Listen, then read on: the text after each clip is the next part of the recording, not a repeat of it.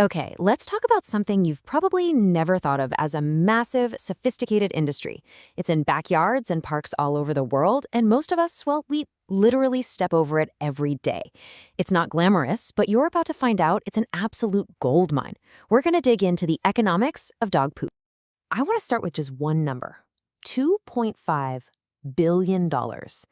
Just let that sink in for a minute. What in the world could that possibly be? Yep, that's the projected value of the global pet waste removal market. This is not a summer job for the kid down the street anymore. This is a professional, high-growth, serious industry.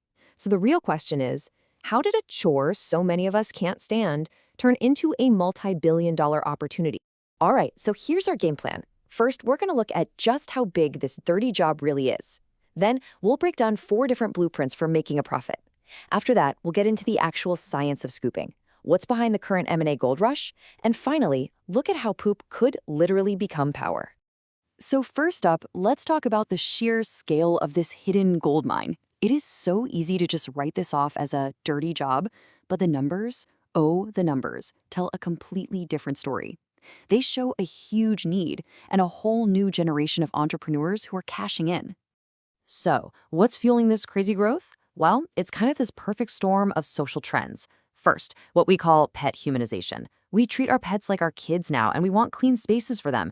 Second, we're all busy, right? So we're outsourcing every chore we possibly can. And finally, it's just simple math. Pet ownership is absolutely skyrocketed. And, more pets, well, that means more waste. A lot more. In the US alone, we're talking about 90 million dogs producing 10 million tons of waste every single year. That's not just a little problem. It's a massive logistical challenge. And any challenge on that scale is always, always a business opportunity. Okay, so the opportunity is crystal clear.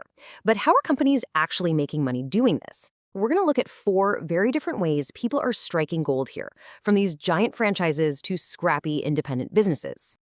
If you boil it all down, there are really 2 main paths you can take.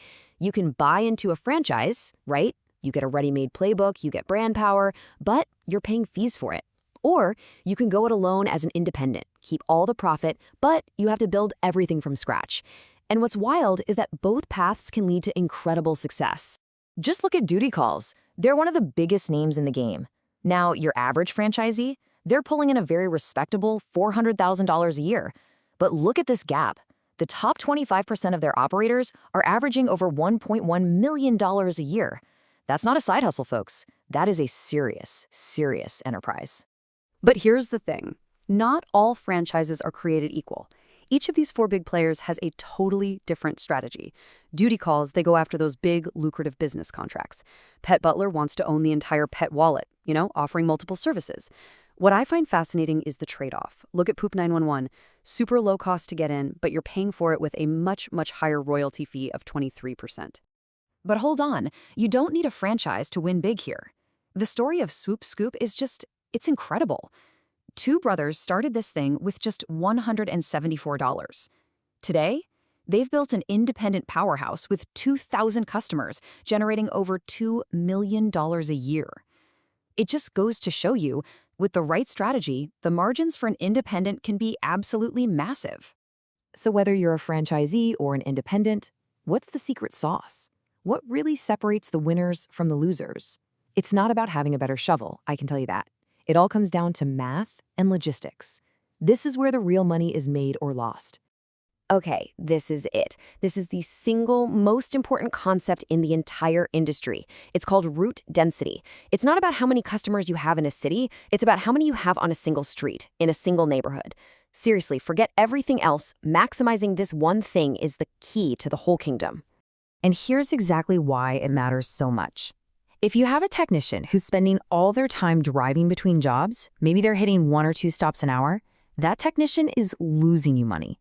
But a technician on a super dense route, servicing 4, 5, 6 homes an hour, that person is a profit machine. All that time they're not driving goes straight to the bottom line. So how on earth do you achieve that kind of density? The answer is technology. The modern operators are using this really sophisticated routing software to create these hyper-efficient paths for their techs. And they're also using tech to add more value, like sending a quick photo to prove the gate was latched, or even offering pet health report cards, turning a scooper into a trusted observer of a pet's health. Now, this combination of recurring revenue and tech-driven efficiency, it has not gone unnoticed. Where there used to be thousands of little mom-and-pop shops, big money, we're talking private equity, is now moving in. And it's triggering what you could call a mergers and acquisitions gold rush. You can actually see the shift happening on this timeline. Back in 2021, a huge home services company bought Duty Calls. That was the signal that this model was legit. Then you see investment firms like Red Dog Equity creating new companies specifically to buy up smaller players. And when those new, bigger companies get sold to even bigger players, it proves to investors that there's a profitable way to get out. This whole thing is called a roll-up strategy, and the logic behind it is actually really simple. You buy dozens of small, profitable local scooping businesses, and you plug them all into one centralized tech system. That way you can maximize that all-important route density across a huge area, creating one giant, hyper-efficient super company. Okay, so last up, where is all of this going?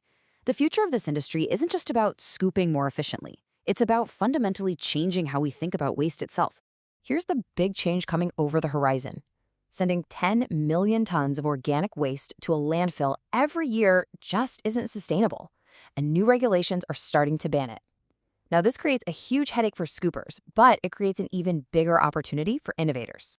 The most profitable companies of the future are going to master three things. First, they will use AI to get perfectly optimized routes. Second, they'll dominate the high-margin commercial contract space.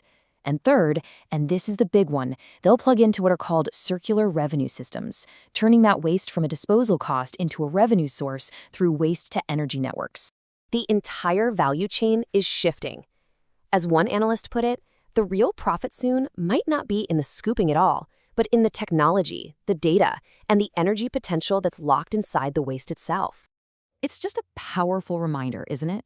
That some of the biggest business opportunities are solutions to the problems we see and maybe even step over every single day. It really makes you wonder, what other billion-dollar industries are hiding right under our noses?